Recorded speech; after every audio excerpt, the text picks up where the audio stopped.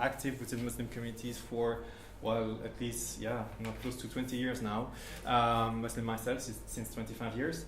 And over the last few years, I've been increasingly getting away from activism and so forth and trying to really focus on trying to challenge a number of issues that we have in the way Islam has been taught, has been learned as well, and passed over the centuries. And so what I've been increasingly focusing through, and this is due to my training as what we say an Orientalist, Islamologist, as we say in French, it's looking at what can the historical critical sciences bring to our understanding of Islam, and from there on, how can we have to reconfigure our faith, bringing this into perspective. So basically, I would just like to give you some ideas about the first question, which is who Muhammad was actually speaking to.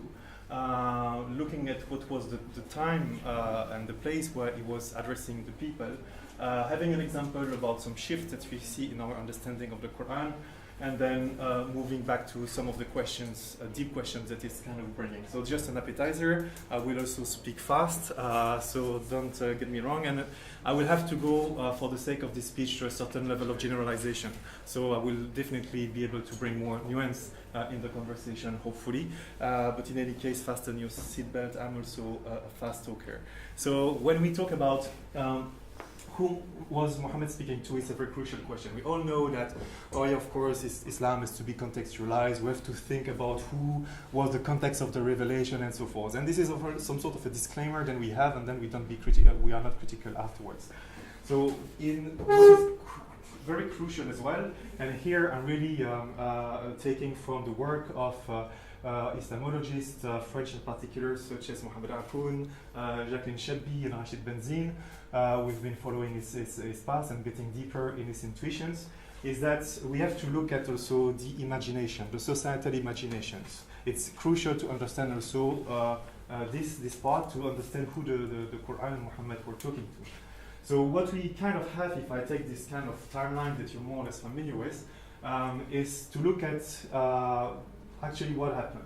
So when we want to look at history, we have very little evidence. I mean, evidence we have from the time of the Prophet, we have nothing. So no testimonies whatsoever, no graffitis, no papyrus, no writings. The first things that we got is the Quranic text, which is the Quran, which is the closest that we have from that time. Okay, so it's kind of even an archaeological artifact by itself, right? The Sirah has been started to be written like 2 centuries afterwards, and the Sunnah as well. So people that have been writing this are from another context. They didn't know who was the people. They didn't know the culture, also the imagination again of the people that the Prophet had been addressing, right? Now, what we do have also in the representation that we have the history, and this is one of the key barriers that we have when we try to get close to that context and read the Quran, is that the Islamic version of history is telling us that before this there was Jahiliyyah, and then the light is coming, and the Prophet enters into some sort of a revolutionary period of transformation, and from there on, Islam is coming, and everything is kind of starting. So, actually what we have to look at is that the barrier is actually not there, the change in imagination, if I can say, but starts to come somewhere here. So during the first period, actually, all the Quran is about Jahiliyyah. He's talking to people that we call now from the Jahiliyyah. He's talking their society. He's talking to their cultural rules, to their issues, so that it can be understood. Otherwise, I mean, if like 15 years ago you would have been talking about the iPhone and iPad, today people would just say, "What are you talking about? Doesn't make sense." So it had to make sense to the people around the prophets. And what we can already see from this, when we look at the Quran from that perspective, is that many things actually were already there, and it's been not changing that much. Rather, it was more about validating some good stuff that were already in. If you look at the rule of Italian, it was before, remained after, validated. If you look at the situation of women, for example, we could even say, oh yeah, it changed a lot of things. Well, actually, we have the history of Khadija. We could even say that she was already inheriting, she was already free. So it means that in that society, there were already many good things that the Quran just like rubber stamp and say, okay, that's kind of the ethical trend that you have to follow. So that's what we can try to look into. Now, what we have to do, and the crucial issue, is to try to get away or to step out from, I would say, this kind of Islamic imagination that came to impose itself over the next 13 centuries. So the tendency that we have is that we Islamize the Prophet and we Islamize the Quran even before they were not really Islamic, if I can push the bar as far. I could come into for this later. So we tend to look at the Prophet through what it has become, okay? Whereas in history, and the Quran comes across 20 years, so it's a book with a history.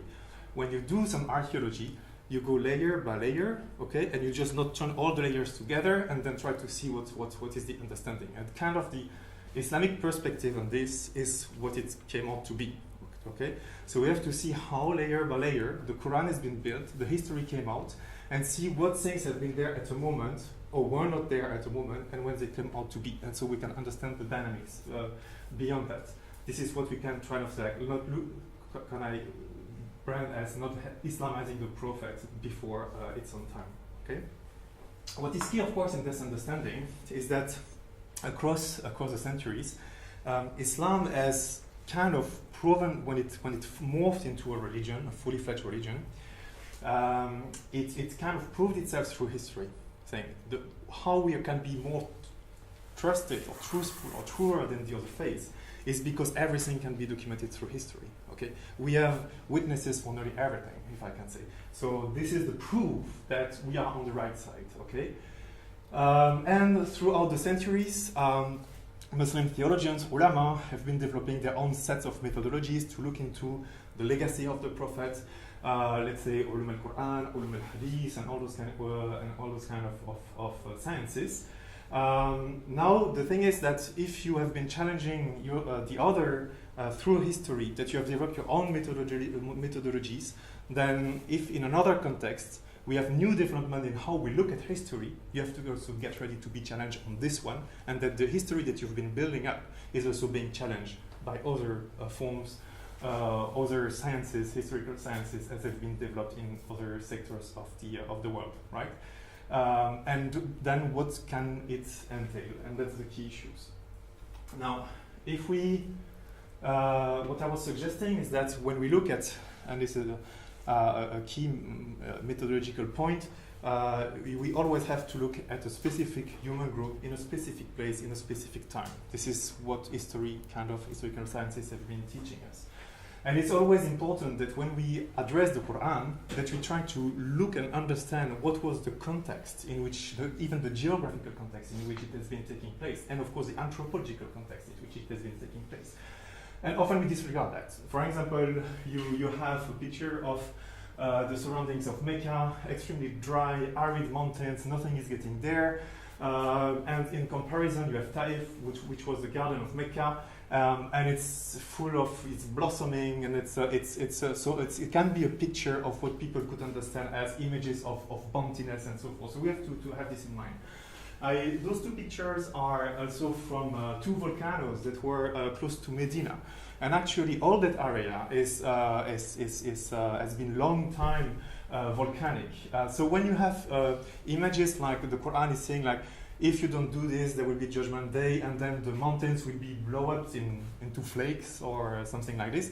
For us, it's just like, okay, nice picture, move on to the next things. Well, actually, for the people there, it was meaning something extremely concrete, because they had in the history of the families and so forth, this image of mountains burning up and exploding. And that volcanoes nearly get over Medina in the 13th century. So it has been long active. And so we see throughout those very few examples, and the desert, I will come to it, that actually the Quran is linked to a human and geographical substratum that is emerging if we have a careful reading of it. For example, if I take one of the most speaking examples of this, is what is the Quranic hell and the Quranic paradise. These are pictures that are taken from Islamic websites. So basically these are, I would say, even the common images and representations that we do have about hell, right? Flames is the kind of giant meshwi where the kuffar will be burned and so forth. Now, if we look at what is actually the Quranic hell, it's that. It's the desert under sunshine, right? Full sunshine, 60 degrees and more under the sun. When the birds are burning, as the Quran is saying, where the stones are becoming the nourishment of the fire. And it takes really that kind of key dimension, otherwise you have books like, stones that are an element of the fire. What does it mean? Well, in the desert, then you know, right? So that's the kind of things that we have to look into. So from a hell that was underground, we have a hell that is overground and in the sunshine. And of course, you see me coming. Where is the paradise? And what does it look like? Again, pictures that are taken from Islamic websites that kind of show the imagination that we have today. So it's under the sunshine, it's blue skies, small birds, blah, blah, blah. Where actually the Quranic paradise is this. So oasis, the oasis garden, under the dark sky with the moon. Okay, because the moon is the nur, okay? This is the light that is appeasing. And of course, when you're in the desert, the coolest place is in a garden during the night, not of course during the day. So the question is, if on those kind of two key issues, we have had such a reverse of the imagination, and most of the people, and I've went so far as Indonesia, we just have the same similar representation, which means that the people that received the Quran, when it went out of the Arabic Peninsula, they were mostly Christians and Zoroastrians and so forth. They started to interpret nar the way we interpret it now, not nar, which is actually the glaze of the sun, as it was interpreted by Muhammad and the people around him, the society. So you can imagine that on many other issues, we have another understanding that was the one of the Prophet and the people around him, and that's the key challenge, is to try to rejuvenate or re-understand what was that perspective. So, I'm getting to the last slide, but getting into the tough issues. So, again, what we see is that through that example, that actually the imagination that is the Quran is talking to is very grounded in the geographical and human substratum that we had in this time. When it comes to the anthropological substratum, this was a tribal society. But when we say this, we say, yeah, of course. But what are the consequences of saying it's a tribal society? It's a society where you have no central power, no coercive power, where people are actually kind of free, quote unquote, i.e. they cannot be forced to do something, yeah, but they have to go all the time into pacts and alliances and trying to agree to go from point A to point B, and then when point B is done, then there is nothing anymore, there is no bond. Most important is the preservation of the clan, is the preservation of tribe, the family, of the human resources. All those kind of issues follow from a tribal society. So, if we want to look at some key changes in understanding, like words, again, as I said, they've been traveling, but that are not linked anymore to the initial imagination of the society.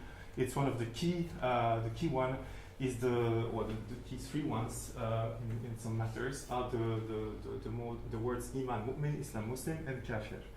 Actually, the usual understanding of iman is faith, creed, okay? And we all read the Quran, and it was talking about faith and creed. Well, actually, the Quran might not be talking about faith and creed, but from something completely different. And actually, amana, so the root amana, is coming 879 times into the Quran, which means that it's one of the most structuring concepts of the Quran. It's really important. If you say in comparison, the root salama is only appearing 140 times in the Quranic corpus, and kafara is 525 times. So that means also how hierarchically you can have some kind of an understanding of what are the priorities. Now, we have had, for example, lots of books trying of ulama trying to understand how God can be said mu'min. Yeah, God a believer. I mean, that kind of doesn't make sense. Now, if you shift about what the root amana could mean in that context, actually, it's not creed and faith. It's alliance or the fact of adhering to. So if we are allies, you need two parts at least to be an ally. So I can be a mu'min, and God is my mu'min. So it's the second part of an alliance. And in an alliance that makes full sense with the anthropology of the time. And the Quran is replete with words like ilaf, ahd, and all those in fact, all terms that are linked to the issue of contractualizing, of sharing a partnership. Okay, so that's also very coherent.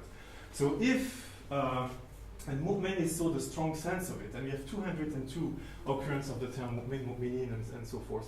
So it means that the Quranic discourse would be more about alliance between people than faith. And alliance is also not relevant to faith because you have a number of Quranic verses that could really understand that the Christians, the Jews, can also be mu'minin. They can be part of the alliance. What is important, and that was the political, in a way, project of Muhammad, was to forge something new. So not the usual tribal alliance that he was accustomed to, but forge an alliance of the people with him and his Lord.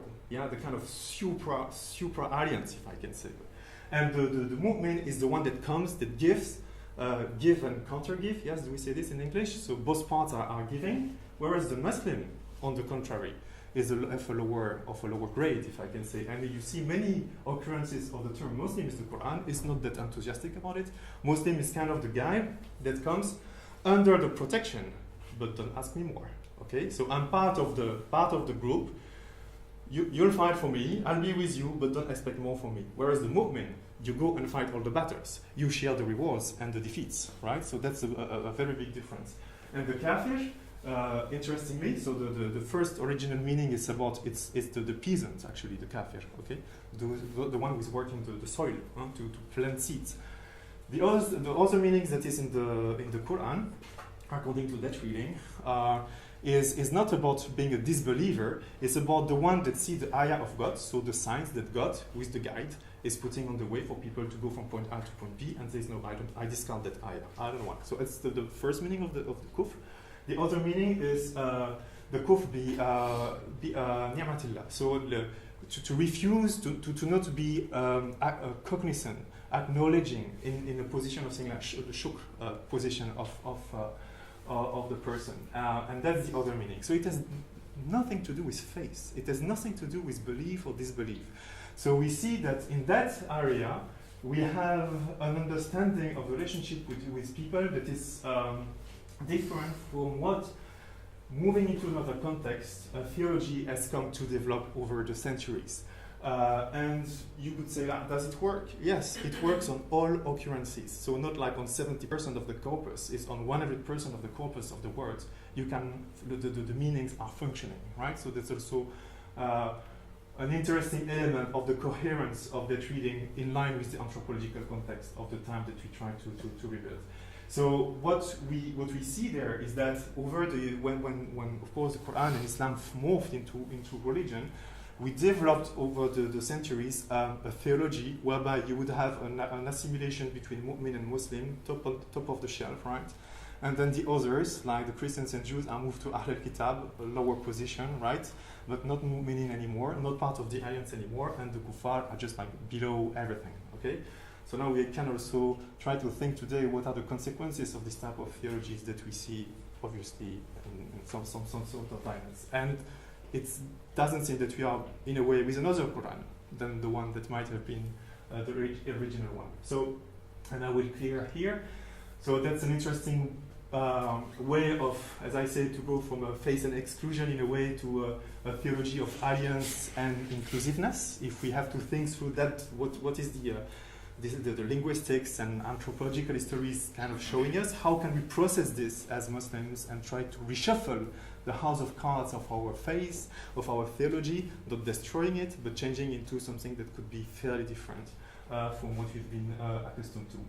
And the last question that I will throw here, I think that over the experience, my small experience, also in engaging with many debates on theological issues, is that at the end of the day, many Muslims, we are not that much concerned about theology. Actually, the Muslim on the street, like the Christian on the street or the Buddhist on the street, doesn't care about God or the divinity or transcendence and what it could be or not, whatever. What we care about is identity and loyalty. Yeah. So when you start touching those kind of issues, you can change the sky and the gods above and so forth. People won't really care. But if you change the sense of authority to a tradition, to your identity, then everything starts to shatter, right? And actually, this is exactly what Muhammad faced when he was talking to the Meccans. Actually, they did not care that much about God, right? It was about, oh, you're saying something that our ancestors were already saying, and you are against that. So this is what constitutes our identity. So I think that the biggest danger is not that much about talking about the Quran, trying to bring a new approach. It's about we are going to manage the identity crisis that is going to follow within our own communities. And there, I think that all good wills are welcome to trying to to get us through the difficult periods. And I will stop there. Thank you.